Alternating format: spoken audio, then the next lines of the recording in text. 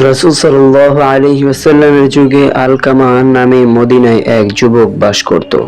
সে নামাজ, রোজা ও সৎকার মাধ্যমে আল্লাহ তাআলার ইবাদত বন্দেগীতে অতিশয় অধ্যবসায় সহকারে লিপ্ত থাকত। একবার সে কঠিন রোগে আক্রান্ত হলো। তার স্ত্রী রাসূলের কাছে এসে খবর পাঠালো যে আমার স্বামী আলকামা মুমূর্ষু অবস্থায় আছে। হে রাসূল, আমি আপনাকে তার অবস্থা জানানো জরুরি মনে করেছি। রাসূল তৎক্ষণাৎ হযরত আম্মার, সুহাইব ও বেলাল রাদিয়াল্লাহু তাআলা আনহুকে তার কাছে পাঠালেন। তাদেরকে বলে দিলেন যে তোমরা তার কাছে গিয়ে তাকে কালিমায়ে শাহাদাত পড়াও। তারা গিয়ে দেখলেন আলকামা মুমূর্ষু অবস্থায় রয়েছে। তাই তারা তাকে লা ইলাহা ইল্লাল্লাহ পড়াতে চেষ্টা করতে লাগলেন, কিন্তু সে কোনো মতেই কালিমা উচ্চারণ করতে পারছিল না। অজ্ঞতা তারা রাসূল সাল্লাল্লাহু আলাইহি ওয়াসাল্লামকে খবর পাঠালেন যে আলকামার মুখে কালিমা উচ্চারিত হচ্ছে না। যে ব্যক্তি এই সংবাদ নিয়ে গিয়েছিল তার কাছে রাসূল সাল্লাল্লাহু আলাইহি ওয়াসাল্লাম জিজ্ঞাসা করলেন, আলকামার পিতামাতার মধ্যে কেউ কি জীবিত আছে? সে বলল, হে রাসূল, তার কেবল বৃদ্ধা মা বেঁচে আছে।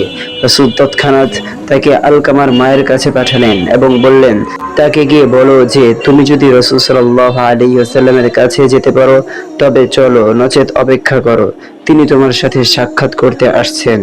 দূত আলকামার মায়ের কাছে উপস্থিত হয়ে রাসূল সাল্লাল্লাহু আলাইহি ওয়াসাল্লাম যা বলেছিলেন যে তার কাছে বরং আমিই যাব। বৃদ্ধা লাঠি ভর দিয়ে রাসূল সাল্লাল্লাহু আলাইহি ওয়াসাল্লামের কাছে এসে সালাম করলেন। রাসূল সালামের জবাব দিয়ে বললেন, ওহে আলকামার মা, আমাকে আপনি সত্য কথা বলবেন, আর যদি মিথ্যা বলেন তবে আল্লাহর কাছ থেকে আমার কাছে ওহী আসবে। বলুন তো আপনার ছেলে আলকামার স্বভাব চরিত্র কেমন ছিল? বৃদ্ধা বললেন, সে প্রচুর পরিমাণে নামাজ, রোজা ও সদকা আদায় করত। রাসূল বললেন, তার প্রতি আপনার মনোভাব কি?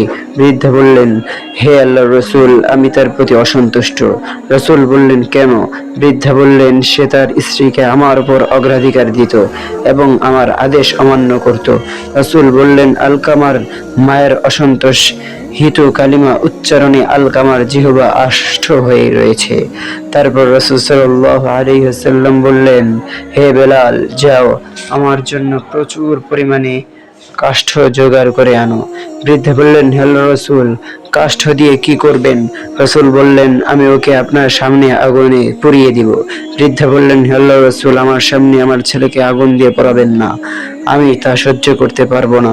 রাসূল বললেন, ওহে আলকামার মা, আল্লাহর আযাব এর চেয়ে কঠোর এবং দীর্ঘস্থায়ী।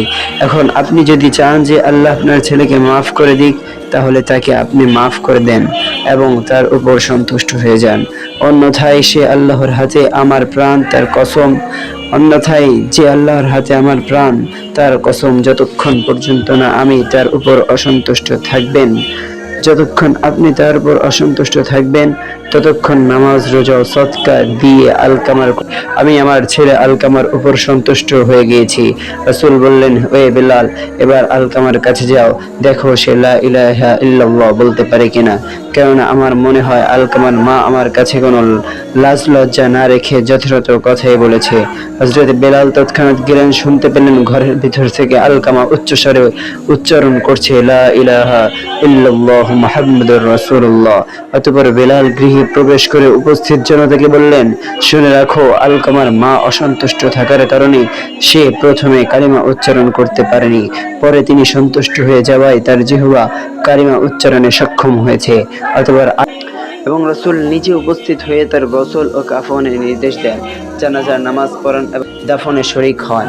অতঃপর তার কবরে দাঁড়িয়ে রাসূল সাল্লাল্লাহু আলাইহি ওয়াসাল্লাম বলেন, হে আনসার ও মুহাজিরগণ, যে ব্যক্তি মায়ের উপর স্ত্রীকে অগ্রাধিকার দেয় তার উপর আল্লাহ, ফেরেশতাগণ ও সকল মানুষের অভিসম্পাত। আল্লাহ তার পক্ষে কোনো সুপারিশ কবুল করবেন না। কেবল তওবা করে ও মায়ের প্রতি সদ্ব্যবহার করে তাকে সন্তুষ্ট করলেই নিস্তার পাওয়া যাবে। মনে রাখবে, মায়ের সন্তুষ্টিতেই আল্লাহর সন্তুষ্টি এবং মায়ের অসন্তুষ্টিতেই আল্লাহর অসন্তোষ।